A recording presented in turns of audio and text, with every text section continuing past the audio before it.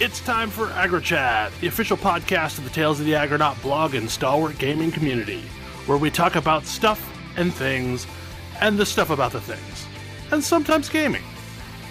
I'm Belgast, and let's start the show. Hey folks, it's that time again. Time for another episode of AggroChat. This is episode 217.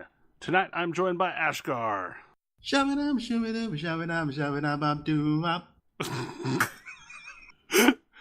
Grace. Hi.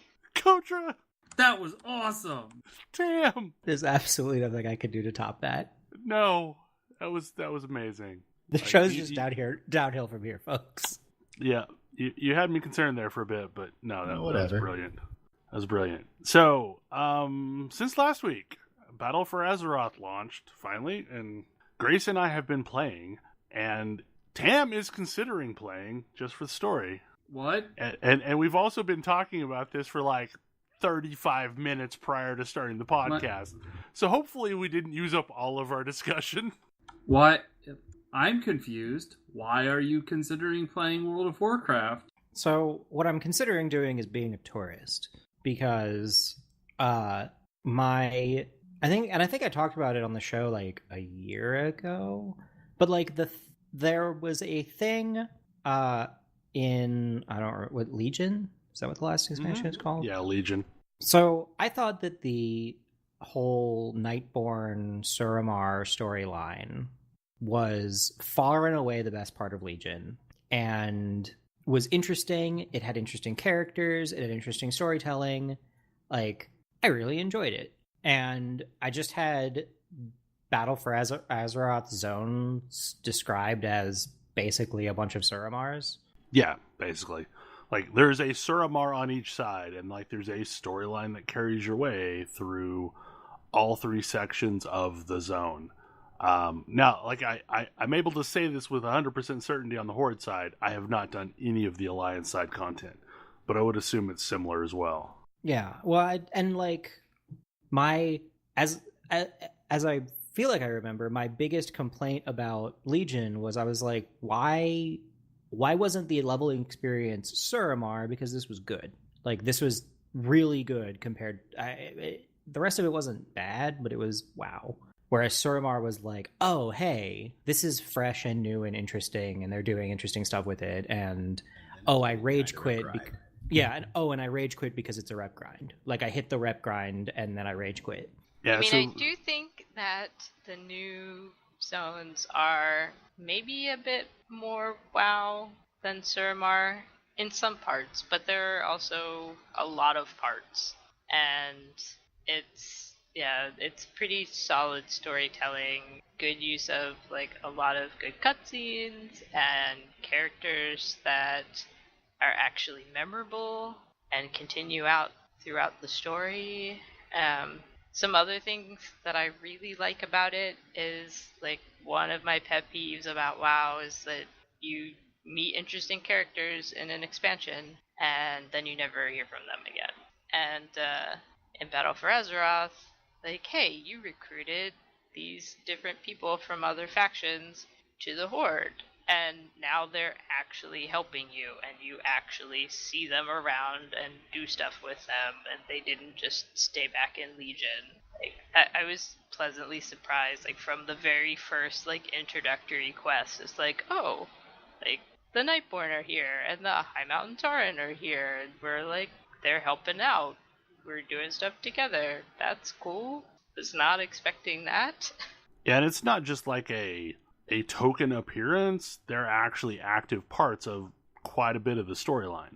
And just, like, randomly around in the zones. Like, one of the things that was super charming in one of the zones that I played through was, like, just a set of side quests that's like, oh, there's some Blood Elves and some Nightborn, and they're all archaeologists, and they're arguing about, like, the best way to dig up these dinosaur bones. And it was just really charming. And I guess the biggest takeaway for me from this expansion so far is, like, I went into it not expecting much, because it was so hard sold as a return to PvP, a return to red versus blue. And that was a narrative that I was going to reluctantly play because, I'd be lying to myself if I didn't say I was going to play the expansion. However, now that we've gotten past the intro event, it has been a return to, here's a story based on a set of characters and events are happening, and we're basically trying to recruit additional allies for our side. And by recruiting them, we're basically dealing with their problems that they're already dealing with so that they can help us. I mean, I talked at length and blogged at length about how I felt super checked out of WoW's story after some of the stuff that happened in the pre-expansion build-up. And so I went in on day one with very low expectation. But the story is... the whole leveling story is almost nothing to do with Red versus Blue, and I got invested in it in spite of myself, and just, there's a lot of little details that have been really fun, or interesting, or little surprises, that have made the leveling process just very pleasant. I mean, the zone design, I think, is just pretty spot on, and the sound design in the zones makes me really happy. There's just a lot of cool ambient sounds. And the zone themes are so good. Yeah, it just feels very alive. So what do you mean by feels alive? Are there a bunch of additional critters, or There's some, there's a zone that's basically there's a jungle full of dinosaurs, and instead of just, here are a couple packs of dinosaurs, there may also be, a swarm of little ones running around. But also... Or the critters fight each other, too, as well, which is interesting. Yeah. And little things I turn in a quest... I did a quest for a goblin who was mad at her boss who left her to die. And when I went and turned the quest in, I had turned in the quest, I could have walked away, but she came up and, ran up to her boss and started yelling at him and, having a big argument just in, just a bit of extra flavor. And a couple of times now, too, I've done a quest for somebody, and then later on, I'll get a letter in the mail from them, like SWTOR did sometimes, hey, thanks for helping me out, and now, I have some pets that you might be interested in, or, something else happened with that thing you helped me with. Maybe you should come back and check it out. That was the thing I was really proud of with ESO that we were able to do. It feels like they've learned from a lot of different narrative designs, and I think almost that Suramar was a test, and it seemed to go off well. Things in Legion felt like tests. Yeah, there was a bunch of weird little tests. There was the one, faction zone story, and no, it wasn't that great. But then there were all these other little vignettes that felt very disconnected, but were good in their own way. The Side Elf storyline was also not that great. That is the one in Druid Place, whatever it was. Yes. That's hands down the most boring zone for me, because I just don't care about Night Elves. So where is this expansion taking place in, then? So the expansion is split over 2 islands. So the Horde leveling stuff is in Zandalar with trolls, and the Alliance stuff is in Kultiras with Jaina's family. And big burly pirate people. Do the two Alliance eventually go to the Horde zones and Horde eventually go to the Alliance zones? Yeah, so there's a little bit of that, as you're leveling, you'll go and set up footholds in some of these places on the other factions, islands, whatever. And then once you hit 120, the level cap, then there's stuff to do on both sides. I think it is at 114, 116, and 118. There's a different foothold, maybe. I mean, I just got a quest to do one, and I'm 111, so I think it just depends. Okay. You have to do the intro stuff for them, find some resources and things to get started. I know I did not get the third foothold until 118. Yeah. The second I dinged, it showed up again as like, go open up the last foothold. Now those the weird thing about those is like those quests aren't like PvP either. Especially if you're not flagged in war mode, you're just going over there and doing some PvE encounters against Alliance named mobs. Yeah, I've had like a couple of times where I've been annoyed because I've been over there for world quests and I got flagged. I'm not sure how, but for the most part, like they're not actually PvP things. I think I may have like run through a town or done something dumb. But the good news is the people who really want to PvP and gank people are all on their own server because they have war mode on. Which effectively pushes them to a whole different instance. Yep. So even the couple times that I've gotten flagged and I've seen Alliance around, they haven't messed with me. Does the storytelling still follow sort of the WoW model I'm familiar with, where basically you go to a new zone, you complete that zone, and then you go to the next zone and you complete that zone, and the story is all being told there, but you never, like, once you're done with a zone, you're done with a zone, except to go back for dungeoning? To some extent, but what basically happens is you arrive and you're presented with 3 problems that are going on. And you can choose whatever order in which you want to deal with those problems. But, like, they're problems that are associated back to the main city, and involve characters that you encounter in the main city. Now, there's some overlap that happens to some extent, but, like, for the most part, you have basically those 3 problems that you're trying to solve. Yeah, so you're in those in those 3 sub-zones or zones within your faction's island. And you're mostly doing stuff there until you get to the end of the story there. Now, I have not finished the story in all 3 of the Horde zones yet, but from looking at achievements and stuff, I can see that I think there's actually a bit of wrap-up at the end. So once you do the full story in all 3 of the Horde areas, I believe that there's some additional quests that sort of tie everything together at the end. But I have not seen that yet. You know, like, I would not be surprised if that somehow is going to lead us up to a raid or something like that. Or at least a heroic dungeon or a mythic dungeon or... I mean, that is one thing that I'm noticing. Like, a lot of the resolution of the zone is actually happening in a dungeon associated with that zone. Yeah, I mean, that's something that they definitely pulled over from Legion. Like, you go through the whole zone and you do the main story there, and then it, like, drops you in at the entrance of whatever the dungeon is for that zone. I've only done, like, I've done 2 dungeons so far, so. For me, the same 2 I have. Yeah. For me, sort of the, like, high water mark of this, the storytelling I would hope WoW would sort of aspire to is Final Fantasy XIV, which seems to make a more connected world than the world I traditionally experience in WoW. I mean, I would say that this is a step towards that. I don't think it's as integrated as that in terms of, like, really going back to other places in the world. But in terms of, like, pulling all of the zones of this expansion together, I think it does a good job. Like, Legion, most of the other expansions, like, you have these different zones and some stuff happens there. And Legion did a better job of, like, each of the zones had a pretty solid story. And I guess Draenor did a pretty decent job of that too.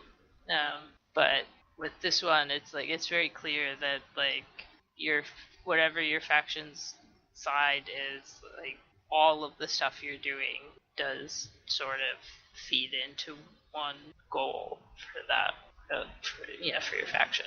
Yeah, I mean, they still seem to have the structure where their content is one and done more than, like, interlaced. I think the biggest thing that's changed with that is that you're essentially introduced to a cast of characters pretty early on, and those are the same characters you're going to keep interacting with as you move through the content. So like you'll kind of get to know these characters, and they're not just like they're not your companions that you're following or they're following you. They're just also doing tangential missions to what you're doing, and some of them are really cool. Like I'm really a big fan of Princess Talanji. She's amazing. Yeah, she's pretty great. I mean, from like the first cinematic that you get with her at sort of the end of the Horde opening experience, like I was totally sold. Well, that's the other thing is like Taryn Gregory and the in-game cinematics team have really been turned loose with this one, and there's lots of cool in-game cinematics, like sometimes multiples per zone, not just the one big one at the end of the zone. A lot of times it's like there'll be like little cinematic breaks each time you finish a chapter of the zone. And there's also like a lot of cool little side stories going on. Like there's a town where, you know, this troll wants you to retrieve these skulls, and you think he's crazy for a while. And then, you know, some stuff happens and you realize, oh no, he's not crazy. Those skulls are actual people. And oh my god, the turtle quests.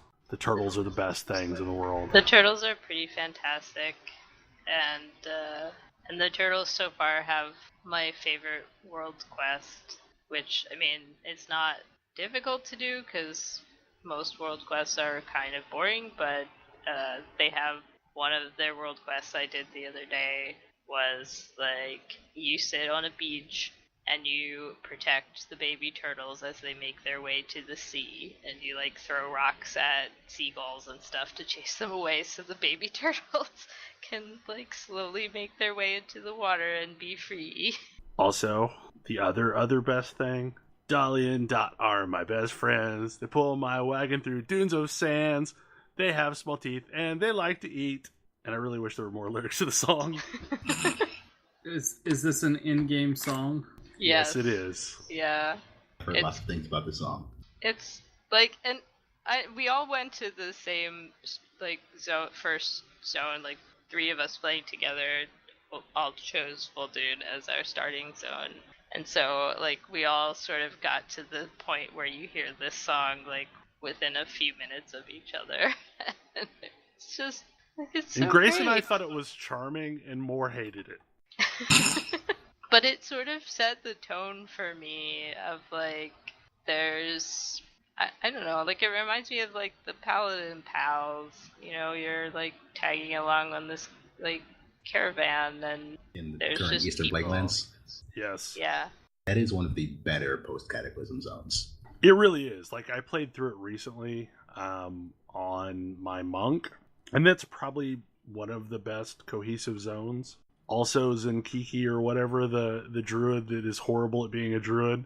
It's in the Western Plaguelands. Yeah. Yeah. That moonfires himself.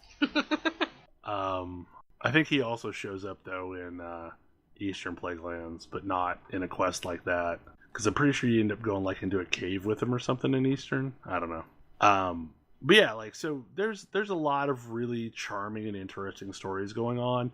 There's also a ton of, this is what the Zandalari Empire and what the Troll Empires in general looked like during their heyday. Because we've only ever seen broken down troll stuff or weird splinter factions that are disconnected from the main. Like, I mean, you gotta have a troll Zuldazar. dungeon. Zuldazar, the city, makes Zul'Gurub look like a hick outpost. Like, it is an amazing city. It might be the best crafted city that they've done. It is takes massive. up, like, basically, what, half of an entire zone is just city. Yeah, it's just huge. And that zone in general takes forever. I thought I was almost done with it at several times, and then it continued on. Because, like, plot twists would happen. Yeah, I mean, I saw when you started that zone, and then you messaged me asking, like, hey, is this zone really short? I just laughed. Like, no, if that's the part that you're at, you've got a long way Well, to and, go. like, the thing that I didn't explain or whatever was, like, there's, like, a whole turtle arc that I didn't know existed until I started on it. Because, like, you don't know the other parts of it exist until you start on it. Yeah, I don't know. Like, I'm really impressed with it. I went into it not expecting anything, so maybe that's why it's impressed me, because I had really low expectations. I mean, I guess I'm sort of in the same boat that, like, I wasn't very excited going in, but did end up feeling pretty okay with things. I do think that the thing that would stop me, as I remember, is the fact that it's going to be like 3 hours of UI surgery to get the game to a playable state. You were running ElvUI previously, right? I don't know. Yeah, that's what I'd gotten you set up with last time.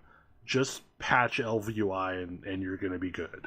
Bell, I'm on a totally different computer than the last time I played this game. Okay, then just download ElvUI and its installer. Like, ElvUI is going to get you close enough to what you want, just by itself. Like, I have a bunch of stuff that I've added on to it, but out of the box, Elv is probably the most complete thing you can get. I will send you links. Yeah, I will not give you any advice because my UI is its own brand of hell, and you do not want to deal with it. Well, the main reason why I went to Elv is that I wanted it to be fairly hands-off, that basically I installed a thing, and then that thing gave me most of what I wanted. And, like, they've got a separate patcher that's theirs that will tell you if you're out of date and then patch your stuff in. And for the most part, it's just, I don't know, like, out of the box and fine. You walk through a couple screens when you log in a character and ask, like, do you want it to be set up as a tank, or do you want it to be set up as caster or DPS? And it's largely done. It will be interesting to see if you actually bite on this TAM. I mean, I am definitely curious. Like, I'm my position is that I know that even though, like, there's a lot of stuff that I just flat out hated about the run up to this expansion, that I knew I was going to play it anyway because it's a new WoW expansion and that's what I do. And since I knew I was going to do it and then I ended up actually enjoying it, I was pretty pleased. But yeah, I'm curious to see a different perspective on that. Yeah, I mean, my fraught relationship with World of Warcraft is pretty well documented at this point, but at the same time, it means that my expectations are basically zero. And that was the experience that I had with Legion, where, oh, I don't hate this and myself. This is better than my expectation, which is like a low bar. But as it turns out, it's really easy to clear a low bar. So I think we're kind of winding down that discussion. Yeah, I mean, and now I'm going to get into an even weirder, more contorted discussion. So I found out a thing existed that's apparently been up and running for like a year and a half, and I was just clueless. I have been playing with Mastodon. And I know Tam... It's been up for a year and a half doesn't mean it's been irrelevant for a year and a half. Yeah, like... So I found out today that Lyle apparently hasn't had an account forever. Because of course he has. That makes sense. Yeah, like, totally, it makes sense. Like, he's Mr. Open Source, so... What Mastodon is attempting to be is a better Twitter. Like, that's very obviously what they seem to have targeted as, to where it's like... But it is very kind of hard to grasp your head around at first. It's decentralized in that anyone can download the Mastodon server software and set up an instance of Mastodon. And each instance has its own rules and its own moderation, its own user accounts, but everything is federated back to a central clearinghouse so that all the instances talk to each other. So that if you're on one, you can talk to any user on another one by doing a @name and then @instance type nomenclature. Kind of like email. It's like a weird email address. So I set up on just... The only one I knew about was mastodon.social, which is like the flagship one. And it was full, so they were redirecting people to one called mastodon.cloud, and I set up on it not knowing anything else. Like, I didn't know at all what this protocol was, and found it charming enough for me to like start digging into it a bit more, and found out that really the instance that I wanted to be on was elic.xyz, which is like a gaming mastodon. And the reason why this makes that name is okay. Yeah, I mean, Elic. Sure. And the reason why this makes a difference is basically, unlike Twitter, there is a fire hose that you can read, which is basically everything that's coming across the network. And you can read the federated feed, which is every public post made by anyone in the federated verse, or whatever they call it. So like everyone on every instance that's talking shows up in this feed, and it's nonsense. It scrolls by insanely fast. But you also have one that's a local feed, which is essentially what people on your instance are talking about. So mostly it seemed like it would make more sense for me to be on one that was like more drift compatible with my interests. So I uprooted my account and exported the accounts I was following, exported some other settings, imported it into a different server, went on to the first server, and like there's a functionality of redirecting someone to where you're at currently, and just moved up shop to a different instance. And I don't know, like it's really cool because it feels like the internet back in the early days before we were afraid of people. This sounds like every open source technology I know. Really cool technology that no one uses. No, I mean, like, there's a lot of people using it. Not Twitter, a lot of people, but a significant number. Like, things scroll by insanely fast. Basically, someone did a really, really unsubtle plug for it this week. Right. Like, that's how I know about it. Kathleen DeVere from Loading Ready Run put a post on Twitter talking about that she was switching over to Mastodon. I'm like, what the hell is this? Why are you switching over to a band? Well, if you follow Kathleen, that would also make sense. Right. I mean, it's like, okay, sure. But yeah, so essentially, like, the big takeaway is it's Twitter, but better moderated, extremely leftist with anarchist and communist bents, and very, very queer. And none of those are bad things. So I don't know, like the instance that I'm on right now is run by several women, and I figure that's a decent place. They specifically have like a disclaimer on the front page that they will not tolerate any Gamergate type shit. So I'm down with that as well. I've kind of had conversations back and forth with the admin of the instance, and she's really cool. So how do I spell Elic? E-L-L or E-L-E-K-K, I think. Hang on, let me. That sounds right. Yeah. E-L-E-K-K.xyz. Which is not the one that I'm in. And you're on well, no, you've got an account on Elic. Maybe I do. And you've also got account on, I think, tabletop.social. I have tabletop.social and Elic and Game Dev. Okay, yeah. Well, so can I federate my account? Well, your account is automatically federated on all of them. Like, so basically you can talk to anybody on any of them. But can I get the feed of one other? No, well, you can have two separate accounts and cross-link the two accounts, but no, like each account lives on a server. You can use like Tusky, which is the Android client that I use, and be in multiple accounts at once. But yeah, I don't know of a way to like view someone else's local feed. The local feed is cool mostly because it doesn't scroll as fast, so people actually have random conversations there. And at first I was equating it to like the early days of IRC, but like really it kind of feels more like a BBS to me. Especially during like the FidoNet era when like the BBSs were loosely connected. So how can I get not too young for IRC, but I am too young for that thing you just said.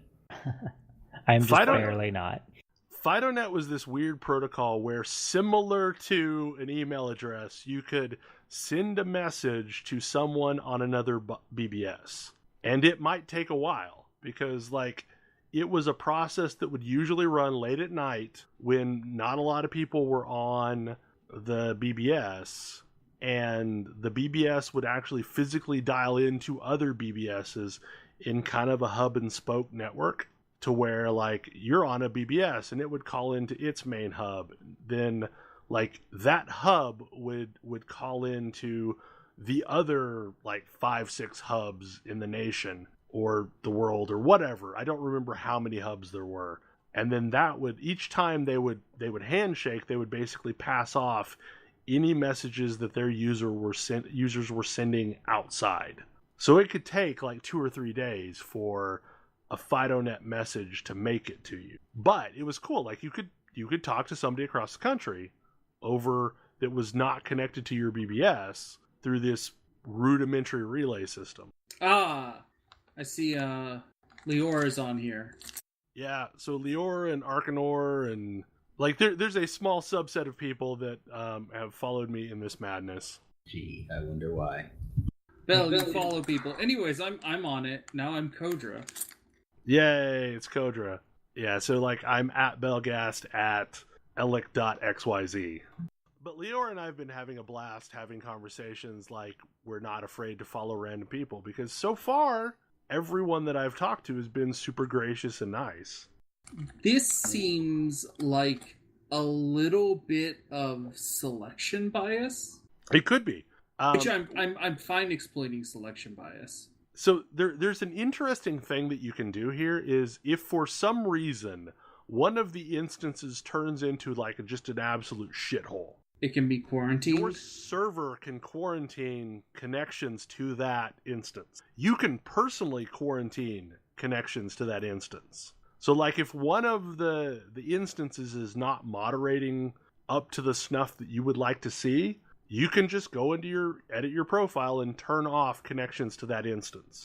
And it no longer exists in your world. It just doesn't show up anymore. The other interesting thing is, like, it's got kind of a built-in content warning system to where, and it's mostly like good neighbor style community moderated, that if you're going to post something that might be distressful to another human being, you put it in a content warning tag. So, like, if you're going to make a political post, or if you're going to make a, something that would trigger someone else, you put it in a content warning, and then it, like, you can choose to click on that to expand it or not. And depending on the instance, that's used for different things too. Or it's like, oh, hey, this is a super, like, hey, this is a image heavy instance. Right, exactly. If you don't want to be spammed with images and you want to just see the ones that you're interested in, people put the images back behind the thing. And they'll kind of tag what the content is. So, like, if you're posting a battle, like a miniature war game battle, you might say, like, gaming, miniatures, something like that, and then put your pictures in that content tag. Right. So I'm going to put my, like, business degree hat on. So disruption, right? It's the super exciting business buzzword. But, like, it's not totally meaningless. It's not a meaningless business buzzword. And I think that's super important, because what in the ideal case, what people are talking about when they're talking about disruption is they're taking an interaction or a service or whatever that you're used to and altering the way you interact with it in a way that you prefer. And I think that one of the things that has been proven out with Twitter and to a lesser extent Facebook is that broadcasting out what you want, what you might be thinking or saying to the world, is not a thing you actually want to be doing at a once the whatever the world is grows beyond a certain size. Which is why, for example, you have, like, people who remember when Twitter was a place they really enjoyed being and now they don't like it at all. Well, Twitter got huge, and people remember when Facebook was, like, just close conversation with friends, and now it's like, oh, these randos jump into my thread and I've got to be really careful and lock everything down. And one of the things that I've not used at all, is this network does have some kind of a content metering type functionality to where you can make it to where only your followers can see a thing, or only people that are specifically mentioned in a thread can see it. Yeah, and my comment was, so the tabletop.social has a functionality that allows you to post local only, and I haven't seen it elsewhere, but I like it because it means that I can post to just the local thread, so I can be really specific about what it is I want to talk about. And it does a nice thing where it puts a little, when you can see which posts are local only when you post, because they have a little logo. Yeah, and that's one thing that you'll run into, is there's a lot of difference between the instances, and that's ultimately why I decided to uproot and move to this other instance now rather than later whenever I got super entrenched. Yeah. Is, like, I had already interacted with several people from this community, and they seemed really cool, so I'm like, well, might as well move over. But I ended up like making friends with someone that runs a different instance called occult.camp, and like part of the thing today was she was trying to figure out how to turn off following and follower numbers, because she didn't like that. Like, she thought that put a false sense of importance on how many people you're following and how many people are following you. So like, she defaulted them to like 69 and 420. But like on that instance, everyone is following 69 people and have 420 followers. Like, Raise just it. because you can do stuff like that. Like, your instance can modify the basic stuff, and just so long as it's not interrupting the Federation code, it's gonna work fine. So you're on your own little island that's slightly different. And there's a lot of hyper specialized islands, and most of them are supported through donations or, you know, like a Patreon type situation to like kind of help out the person that's running the thing. But like the one I'm on has like a mod staff of I think 5 people. And so far I've interacted with 3 of them, and they all seem pretty cool. It's just, I don't know, like, it's this weird honeymoon period with a new thing, and like, I'm chatting with random people, and I would never do that on Twitter. Like I would never put myself that far out. Like, the only people that I really interact with on Twitter have at least 1 degree of separation from somebody I know. Like, and these are people that like I don't know at all, like at all. Well, I mean, so for my reverse spin on that, like, I don't post on Twitter. I lurk on Twitter. I retweet something like maybe once every other week. I actually make Twitter posts even less frequently than that. It used to be just syndication for my blog. Like, it's not a thing that I use. And it's for safety reasons mainly. Like, I don't have the interest in... There's nothing that I want to say enough that I need to say it on Twitter, or almost anywhere else for that matter. Like, I am the type of person where I will not talk about things rather than talk about things in a setting where I'm unsafe, potentially unsafe, or like have a bunch of people jump down my throat and have to defend a half-baked thought. So I usually just don't bother. And my like test balloon here was throwing a thought in the game dev instance, which is the biggest one that I'm in by about an order of magnitude. And figured I'd see what happened. And I got a number of people chatting and a bunch of people making interesting comments. And we had various viewpoints and comments, and that was how it went. Yeah. And like, that's a thing. I've not seen anybody dogpile on a thing yet. But and I guess for me, like, the important there were 2 pieces of that were relevant to me. One was interactions existed, because they don't for me on Twitter. I don't have like I don't throw enough content at Twitter to get on anybody's radar for them to follow me and have a comment. Like the amount of content I would have to put on Twitter at any given time to have responses would be really, really high. And I just don't have that many things I want to say that frequently. Whereas because this is a much smaller community and there's like, you don't really show up unless somebody is following you on Twitter. And so if you don't have very many followers, like people don't see what you're saying. In this, it's like the instance sees what I'm saying. And so some people I don't know will see what I'm saying. And then I can meet new people or at least interact with new people, but in the context of the instance. Because I wouldn't want my random comments to appear to every Twitter user. That sounds like a nightmare. In fact, literally is my nightmare.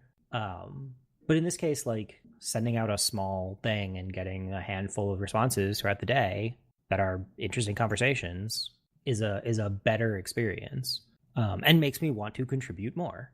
Like I want to put more content in because if one of these goes bad, I shut down the account and I'm out. Like I don't need to. It isn't a lost investment, I guess. Like if I have to like pull out and drop my Twitter account, like I'm just done with Twitter. Whereas I can be a little bit more selective about what I'm interacting with here. And because it's so fragmented, like I think the fragmentation, as difficult as it is to navigate at first, I think the fragmentation is actually a benefit. Yeah, I think so too. Like, because you've got your community and your local is really the thing that matters the most, probably. So I would say if you sign up on a server that represents your interests. That way you've got a good, solid local to sit there and chat with. But it is nice that, like, you can chat across the network with anybody. Like, so if you've got a friend that's super into tabletop games and you're super into knitting, that would be fine. Like, you can play in your own separate instances, but still, like, see everything that each other post. I use knitting as an example because I'm already seeing, like, echoes of the knitting community. Yeah. Because one of the people that follows me, like, is also a knitter, so... And I think my most likely interaction with Mastodon as a whole is not going to be having a home instance. Like, I just don't think I'm going to bother having a single home instance. I'm going to create accounts on a bunch of different ones. Well, and a lot of people do that. Like, there's one of the people that I've interacted with, like, has different themed accounts for the various instances. Like, because I think there's even some light RP that goes on. I haven't seen it yet, but I saw kind of like the evidence of it. Like role player droppings and tracks. Yeah. But like, you're given these 4 links that you can put on your profile, and like they don't have any meaning by default. There's just a label and a link, and you can make them whatever you want. And a lot of people will link to their different accounts that way. That, like, so if you find one profile, you can find the other profiles. I think you can do something where you redirect profiles to a main profile. Yeah, that's what I did when I moved. I effectively moved, is I basically just redirected the first profile to the second profile. And it won't actually, like, redirect to the Toots. Yes, because they're called Toots, not tweets. Because elephants toot. It has a sense of humor about itself. It's not a retweet, it's a boost. The question I have is this going to be Elo again? At this point, it's been running. It's already lasted longer than that. Yeah, like, Elo is still running, I think. Elo is still running, but Elo is the most pretentious place you would ever hope to go. So I remember when I heard about Elo, it was invite only, and I never got an invite, so I stopped caring about it. Yeah. So Elo is that disruption thing from earlier. I feel like Elo was Twitter, but not. Like, there wasn't anything that I felt like Elo was doing that made me say, oh, this is better in some way. It was invite only. It was basically Sure. Twitter with the worst interface and missing a bunch of features. Becoming a kind of low bar there. Yeah, I mean, It was. It managed to be. but like Elo was about exclusivity and hype and making it a place that people aspire to be. Whereas so far Mastodon seems to be more about inclusivity and like, you want to do a thing, then fine, go spawn your instance and do that thing. Yeah, and I think that's the thing that there's definitely a different vibe where it's like, so any community manager will tell you that moderation is key to having a good community, and Mastodon gives a lot of moderation tools that are basically to the instance. I've seen instances where I'm like, oh, I look at their moderation rules and I look at the theme and I don't want to be a part of it. And that's fine. I just don't be a part of it. But it isn't, your instance doesn't have to try to satisfy everybody, and I think it's better that way. I think that most likely, I don't see Mastodon getting visibly bigger than Twitter. But I do think it might have an ESO versus WoW thing going on eventually. I mean, this week, like 2 groups of people switched over to using it. Will Wheaton and Loading Ready Run that I know of. And that kind of caused this massive bump in people signing up. And several of the servers like stopped accepting new members because they were concerned about resources. But I don't know how many of those people will actually stick around. However, like there is a decent sized population that seems to be fairly stable, which is more than Elo had going for it. Yeah, I mean, Elo had the problem where it was trying to both be super elite and exclusive, but also heavily subdivided. So you wound up with sub-channels of Elo that just were ghost towns. And that might happen here too, but it's easy to spin up a new social instance. And if that social instance catches on, great. If not, They've made it easy enough to uproot from one and move to another. What I don't see, and part of me thinks this is kind of intentional, but it's sort of frustrating as the new user. There doesn't seem to be like a centralized, hey, here's a whole bunch of servers here's a whole bunch of instances with a lot of people in them.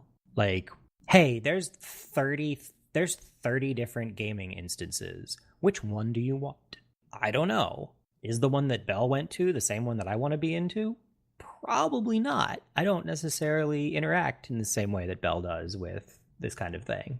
But I don't know. Yeah, and the problem is like you're seeing a lot of what I would call the welcome committee.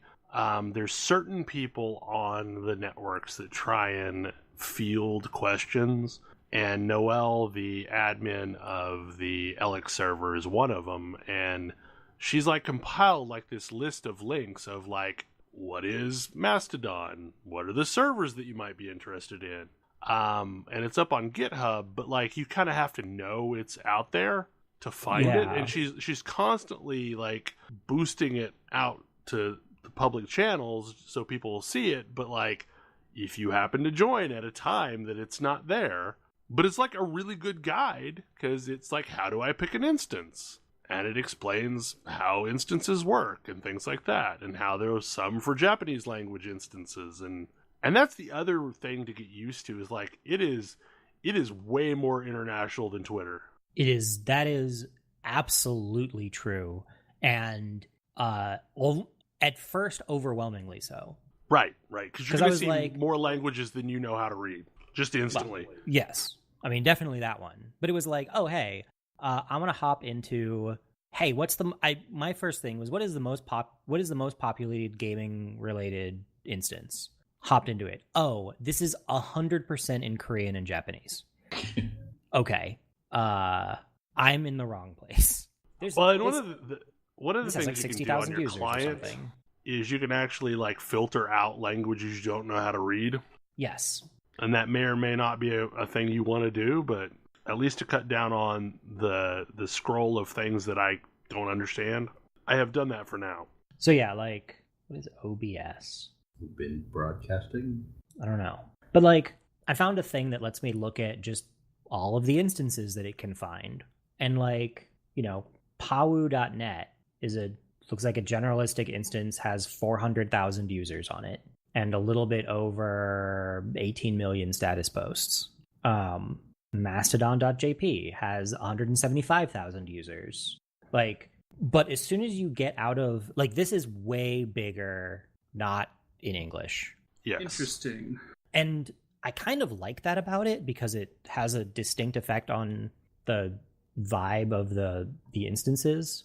And the impression that I get is that English speaking instances are more numerous and smaller versus Right, yeah. There's a lot of fragmentation. Yeah.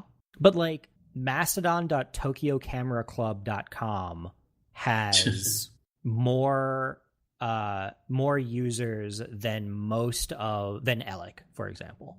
Or it has a similar number of users as Game Dev, and Game Dev is, like I said, an order of magnitude bigger than any of my other groups.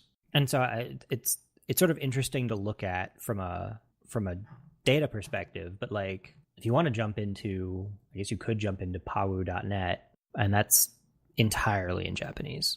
The other really interesting place that this is expanded is it is now becoming the de facto thing for sex workers. Since they've been moved off of every other platform, there is, I don't remember what it's called, but like there's a sex worker specific instance that attempts for them to allow to make safe contact in an area. It's interesting the different niches that this is like already kind of spread out into. Well, I think that's kind of the important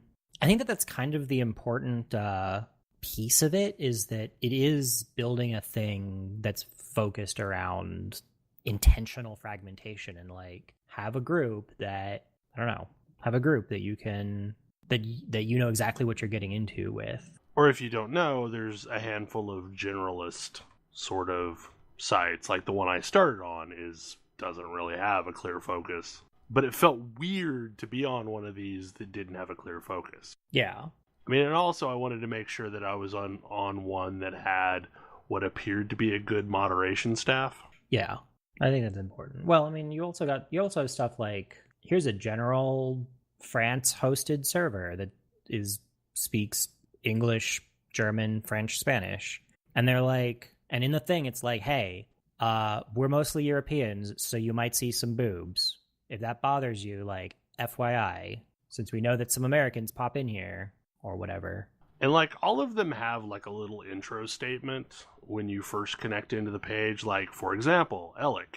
Elec is a Mastodon instance by gamers for gamers. Gamers of any type are welcome. Computer, video, tabletop, etc., as well as game development of any kind. Gamergate and the alt-right are not welcome here. So like that made me more comfortable. But anyway, I find it terribly interesting. I think it appeals to me in a way that it's not going to appeal to a lot of people, because I've already met a bunch of people just randomly interacting with the federated feed, and that seems to be perfectly cool in this environment. Like, no one really questions if you respond to a message out of the blue if it was a public message. So I think next up, Tam, is one that's rolled off several different shows. Your commentary about Detroit. Oh, right. Yeah. So, man, you want to talk about games with games that get memes made about them basically instantly? What do you mean by memes? So, Detroit is... Are you familiar with Heavy Rain? Yeah. Detroit is the same folks as Heavy Rain. Heavy Rain has lots and lots of... It's accused of being hyper pretentious, and it's one of those things where Words have meanings. Well, yeah, but also like something being pretentious for something to be pretentious, it would have to not actually be doing the thing. That it would have to be pretending, not actually trying to do the thing. And I feel like Heavy Rain and Detroit are trying to do like political and emotional game. Like Fahrenheit was another game that was doing the same sort of like, this is a game where you're going to have lots of contextful actions based on whatever it is you're doing. And like the one that I've seen in the one I've seen Detroit made fun of for is the like, there's a scene where where as a character you're making a speech, and the pieces of the speech are selectable philosophies that you can espouse, kind of like Mass Effect style dialogue lines. And so totally out of context, it looks like you're hitting a button to be, I don't know, you're hitting a button to suggest that the workers rise up. And it's like, or you're hitting a button that's labeled, rise up and take your place or whatever. And out of context, it looks like nonsense. In Heavy Rain, there's a scene, there's the infamous mall scene where you're looking for, you're the dad looking for his kid. And one of the things that pops up is various ways you can call this kid's name out as you're trying to find him. And, that's one of those like, oh, you've got 4 buttons that all say the same thing, and one of them's in caps. And it's like, no, that's not what's actually happening in the game. If you take a screenshot and rip it out of the game, then yes, it looks like nonsense because you're being overly reductive. And I generally feel like Fahrenheit, Heavy Rain, Detroit get this like unnecessarily bad rap because they're highly contextful games, and if you look at the pieces of them out of context, they don't make sense. I'm pretty sure I feel like I've heard you call Fahrenheit pretentious, but that's mostly for its latter half. Yes, and that's which is where I was going to go with it. I haven't finished Detroit yet. I did play through all of Heavy Rain. And I have played through all of Fahrenheit, and I feel like Fahrenheit, again, because of its second half, is absolutely pretentious because it is suggesting that it's going to deliver on a thing that it never does. Whereas Heavy Rain delivers on what it says it's going to deliver. Like, it sets up a mystery and solves the mystery and potentially gives you some feels in the meantime. And like, Detroit is doing a similar thing. I think Detroit has a segment, has the main menu of Detroit has a character, and it like walks you through a like how, setting up sound and screen brightness and so on, kind of conversationally. And it's, very immersive in world building, and like Detroit's concept is there's very, very human-like androids that people buy as assistants or servants or whatever. And that's not necessarily great. And the game's super unsubtle about how that's not necessarily great. But this opening sequence kind of sets that up and talks about like the Detroit experience. And I don't know, it comes off as a bit overwrought, except that it is so clearly mimicking marketing, the kind of marketing materials that the game is about, that I find it really interesting. I played a bunch of it. I need to go back to it and play some more of it, but it's interesting. I find it emotionally impactful in a way that very few games are. Sometimes it's because it's intentionally setting up situations that are going to be emotionally impactful no matter what happens. But unlike Fahrenheit, I feel like they're believable. You have it jumps to a bunch of characters the way Heavy Rain does. There's an investigator android that you play as whose whole deal is investigating other androids who have committed crimes of various kinds, usually killing people, whether that's a glitch in their programming or because they're revolutionaries or whatever it is.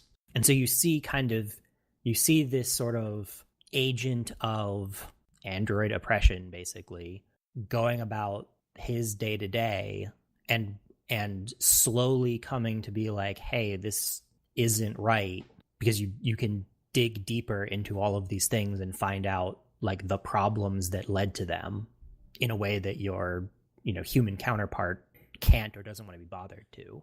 and like that's an interesting view into this world. There's the like aging super wealthy artist's assistant who's, you know, helpful and picks up paints for this artist who's in a wheelchair and wheelchairs him around, and the artist is very, you know, forthright and treats him like a person and kind of wants to convince him that he's a sentient being and not just a machine. And also, this artist has a terrible relationship with his son, who sees the artist as liking this android more than he likes his own flesh and blood, which is true because his son sucks. But seeing like that kind of relationship unfold, there's the android who's the basically housemaid for this just truly awful guy, like alcoholic drug user with a young daughter. And like the opening sequence is this guy in this stained shirt picking up the android that you play as from the like the shop after she was hit by a car and damaged so badly that memory was unrecoverable. And it's immediate that you're like, no, that's obviously not what happened. But how does the situation play out? And what happens when that comes to a head a second time? Do you just take it? Do you fight back? You probably fight back. What's your motivation? What are the repercussions of that? Et cetera, et cetera, et cetera. It can unfold. It shows this neat thing at the end of every like chapter. It shows you a little like a chapter map of all of the things you could have found and all of the paths you could have taken and all of the potential outcomes. And some of them aren't great. Some of them don't involve your characters surviving, and you, I guess, continue playing as a different character. I haven't had any characters die yet. This reminds me of when I was playing, what was it? The Big Bad Wolf game. The Wolf Among Us. Yes. And how at the end it was like, here's all the stuff you could have done. I was like, how? Yeah, this shows you on a chapter-by-chapter basis, and each chapter jumps to a different character. And so you can go back to a chapter and be like, oh, that's interesting. Like, there's a whole branch that we didn't do here. There's a whole, here's some little things that we didn't find, but like, oh, this branch is connected to finding this thing, and we didn't find this thing. So if you find this thing, this unlocks this whole other branch. Did you not find the weapon in the drawer? Well, you can't get to that branch when it becomes relevant later. Oh, you didn't pick it up? Like, oh, that's bad. There's a whole branch for that. It's probably not a great one. I guess it's not totally true. I did have the investigator die in the intro. Oh. Yeah. You have a tense hostage situation. You don't necessarily live through it. But it's got a bunch of little things. It's a really interesting, like, it's a beautiful game. And it's really interesting to see like kind of how the world is crafted. And it's got great characters and writing.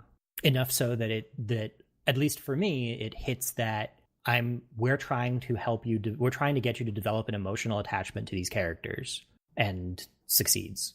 And it mostly doesn't judge you for the decisions you make, like other characters might, but the game doesn't. It isn't like, oh, this is the best path. Like, no, this is a path. Do you sleep in the? Do you and this other person, this person that you're protecting, sleep in a dumpster, or do you use the weapon that you picked up to hold up a convenience store so that you can pay for a hotel room? That sounds like a bad idea. It seemed like a bad idea, but like also so does sleeping in a dumpster in the winter. But yeah, it's interesting. I enjoy it.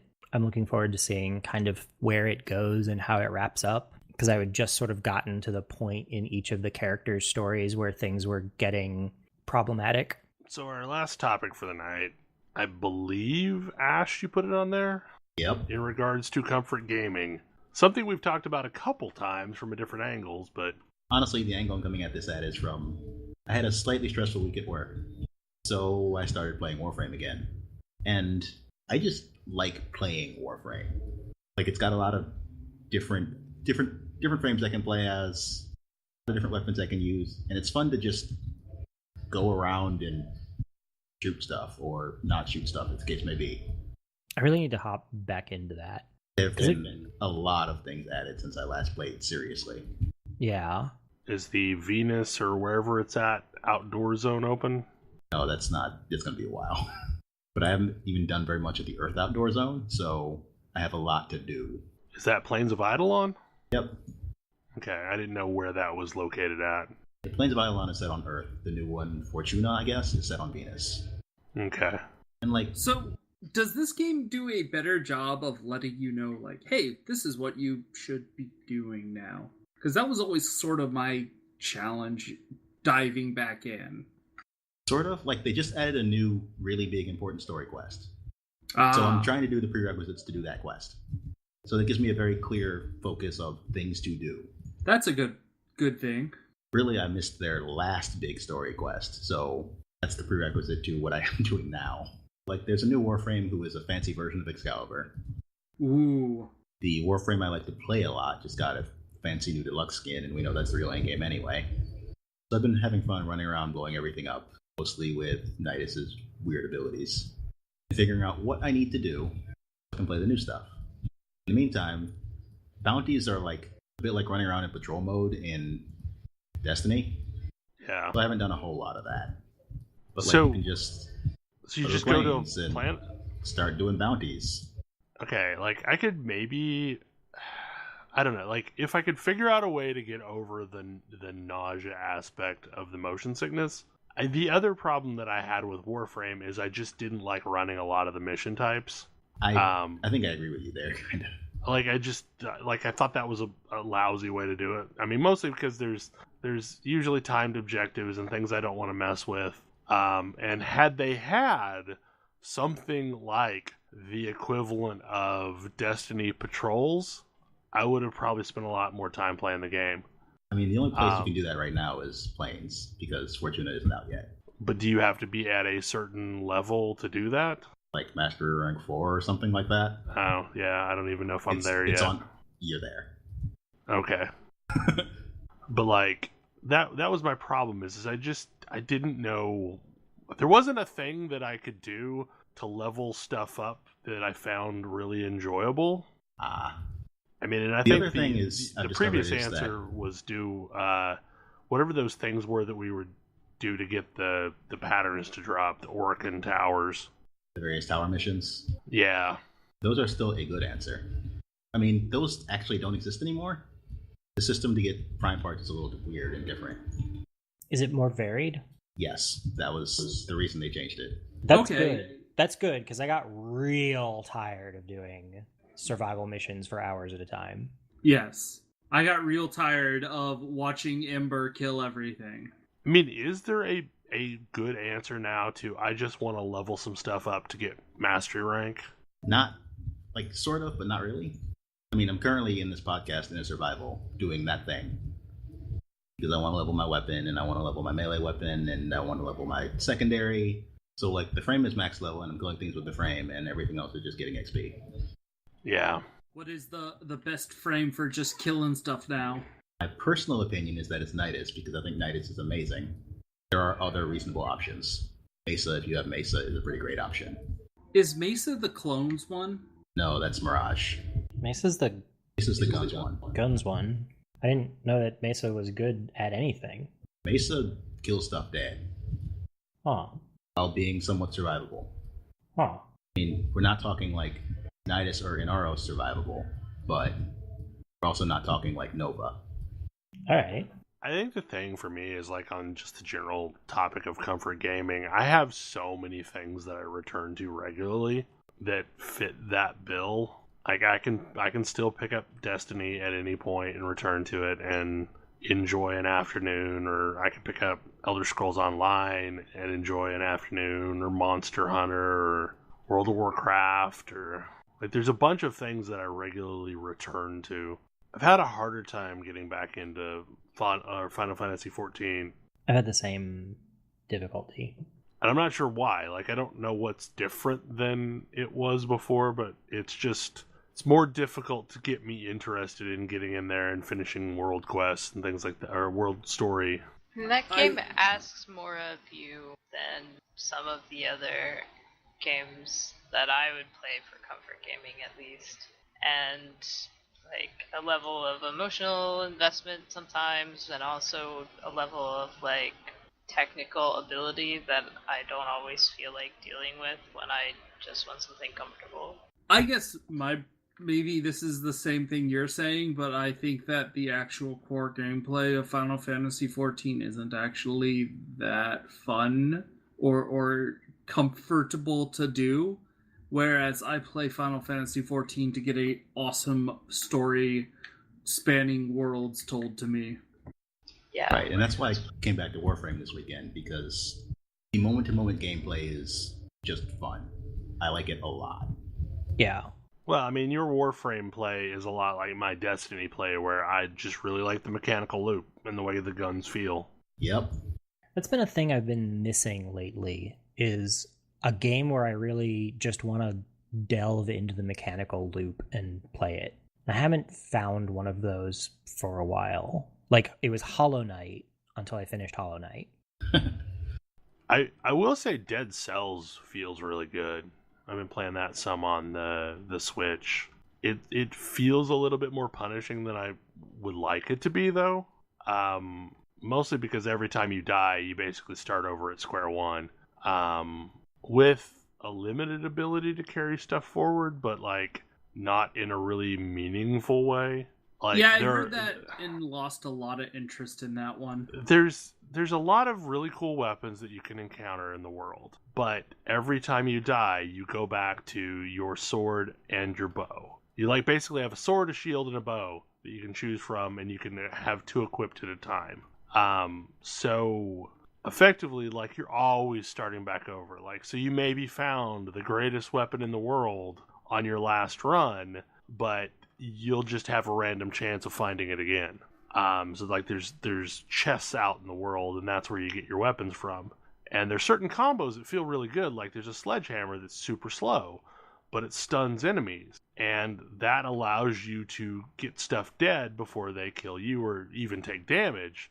And that comboed with another weapon that's fast hitting is really cool. So like you slam down the sledgehammer, then you like sword them to death. But like when you finally die, you're stuck going back to sword and shield or sword and bow, or so it's I don't know, like it's a lot about, you know, perfecting the mechanics of fighting these things, but also dealing with a random path each time. And I think like it's really fun and it's enjoyable, but I think what it's doing from a rogue like standpoint was maybe better done in Rogue Legacy, in that it felt like you had an actual impact on the world between loops, or at least you got to carry more progress forward. But I will say, like, apart from that, it's a very mechanically fun game. Oh, we have probably at this point recorded a show. Do we have any other things that folks want to talk about before we shut this down? Forge Out Fiesta is almost done. I still have not finished my first run because I am lazy. I am shocked. You did the new thing, though, didn't you? I did. Was that new thing a bit much? It may have been a bit much. Oh, this was the thing where they give you a bunch of new stuff like right at the worst possible time, right? Not the worst possible time. I think that's fifth job, which gives you a new job right before you face World 2X death. This one at least is right before you enter the void, where you can do a lot of AP farming real fast. World 2 doesn't quite have the same sort of thing going on. Don't forget to follow me on Mastodon and like, share, and subscribe. No. No, we don't do that. In fact, I think we kind of actively try and avoid people consuming our content. That's not true. Okay. Anyway, hopefully you enjoyed the show, and we will see you again next week. Good night. Good night. Good night. See you.